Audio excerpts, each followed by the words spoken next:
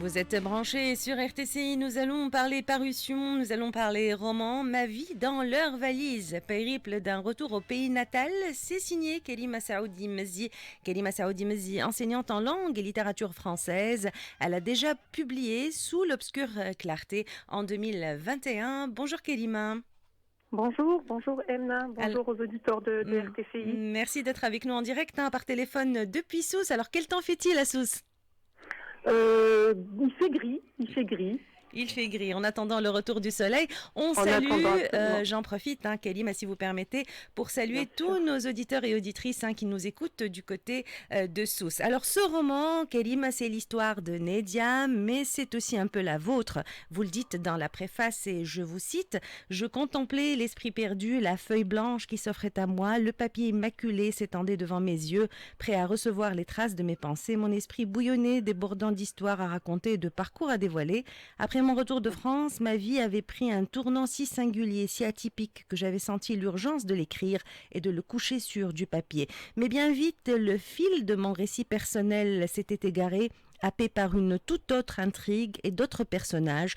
Une histoire fictive se déploya devant moi, prenant vie sous l'impulsion créative de mon esprit. Dès lors, mon écriture s'était égarée, guidée par des personnages nouveaux, des destins croisés. » Fin de citation. Donc si je comprends bien, ce livre, ce roman au titre, au très beau titre, Ma vie dans leur valise, se situe entre biographie, autobiographie et fiction. Je vous laisse le soin de nous en parler.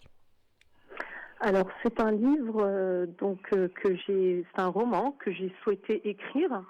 Donc comme vous l'avez si bien dit, au début j'ai voulu écrire un petit peu mon histoire, puisque j'ai vécu un petit peu une histoire assez atypique suite à mon retour de France.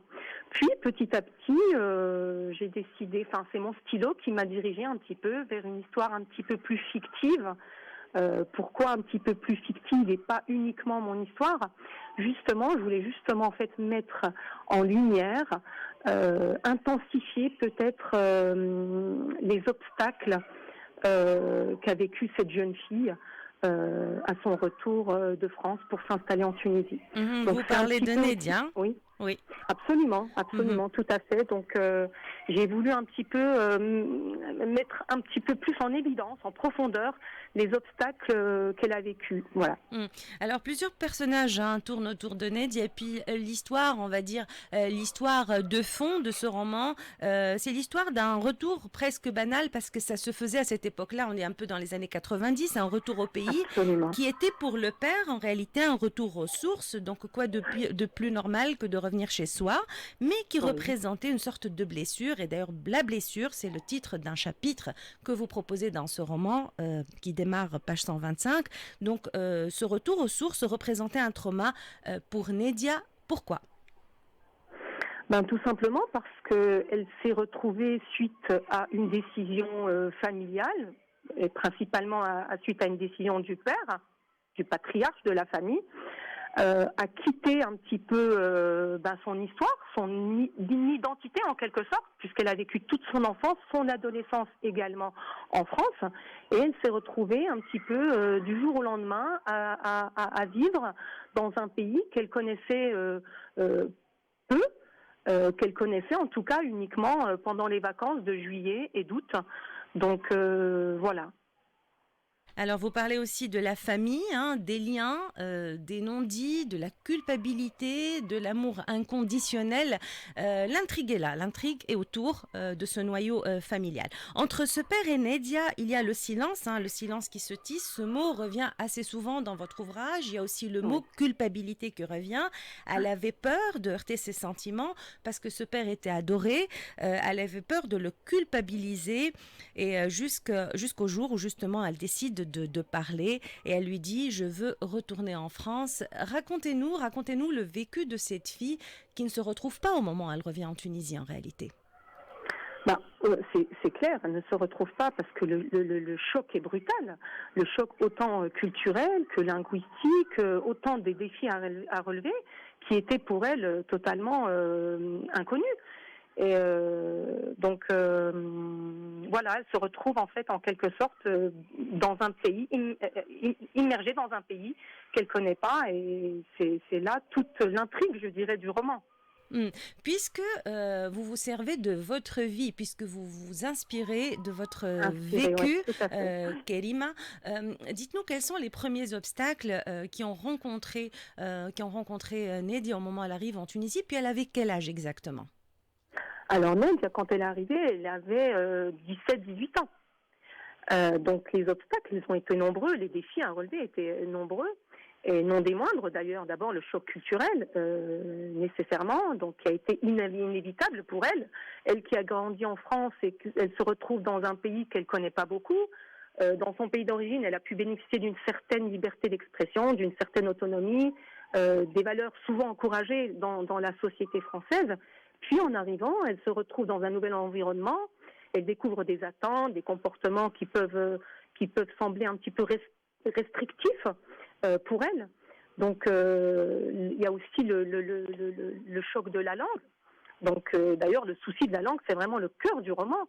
La langue, c'est le facteur crucial en fait dans cette adaptation, parce qu'elle ne parle pas couramment l'arabe. Absolument. Elle ne le lit pas du tout. Mm. Elle ne l'écrit pas non plus forcément. Mm. Donc cela complique non seulement sa communication, mais aussi son adaptation. Oui. Et par conséquent, bien évidemment, son intégration sociale dans le lycée, puisqu'elle est arrivée au baccalauréat.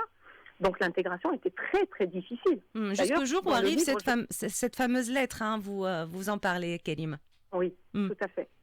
Alors, quel regard portez-vous sur le père, sur ce personnage, sur la décision qu'il prend, celle de revenir en Tunisie, pays natal, avec toute sa famille? Quel regard portez-vous sur ce personnage? Est-ce que vous êtes critique par rapport à une société phallocratique dans les années 90? Je ne sais pas, ça a peut-être évolué depuis, où le pouvoir décisionnel revient à la figure masculine, c'est-à-dire au père?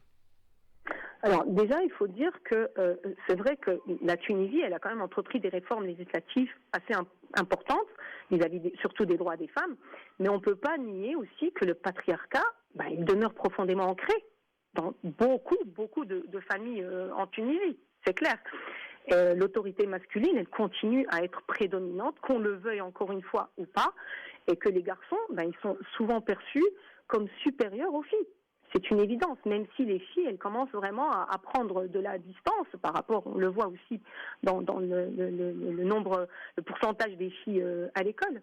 Mais le papa, en fait, quand il a pris ses décisions, c'est vrai que lorsqu'il est rentré définitivement avec ses enfants, il agit avec une intention purement bienveillante.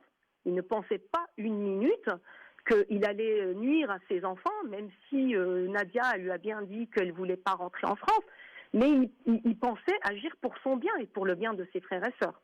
Donc il croyait sincèrement que son retour au pays natal, il serait bénéfique pour elle, pour ses frères, et il était encore une fois un milieu de penser que cet arrachement, il aurait pu être un problème pour ses enfants, parce qu'il est devenu un problème. Alors, on suit Nedia tout au long de ce parcours, tout au long de ce roman, un personnage sensible, un personnage attachant, plein d'émotions. Et puis, dans le chapitre La résignation, vous écrivez « À l'extérieur, la pluie battait violemment les vitres, devenant de plus en plus insistante. Soudain, l'obscurité envahit la pièce, éclairée par un éclair qui suivit du grondement sourd du tonnerre. Plongée dans cette noirceur, elle fit le triste état de la situation dans sa tête. Le système scolaire, le rejet, l'inadaptation, les humiliations, tout semblait conspirer contre elle dans une lente et inexorable corrosion qui la rongeait de l'intérieur. » Alors moi j'ai envie de vous poser la question, Kelima Saoudi Mezi, est-ce que le fait d'écrire ce récit entre autobiographie et fiction a été libérateur pour vous? Oui, profondément. Ça a vraiment été thérapeutique. Et d'ailleurs, c'est pour ça que j'ai voulu l'écrire, pour me soigner un petit peu, en quelque sorte, de ce qui a pu, en tout cas pour moi, parce qu'encore une fois, comme vous le dites si bien, c'est entre l'autobiographie et la fiction. Mais c'est vrai que ça m'a permis un petit peu de me libérer de cette blessure. Voilà. Alors vous dites aussi le poids de ce fardeau l'accablait. Il avait voulu, en parlant du père, leur offrir un avenir meilleur en Tunisie, mais au final, et contre son gré, Il les avait plongés dans une détresse profonde, les éloignant d'un épanouissement qu'ils auraient peut-être pu trouver en France.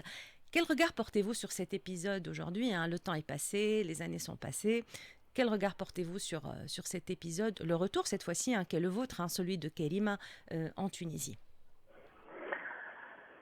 Ça, c'est une question qui est assez difficile à répondre, mais je dirais que je vais prendre moi.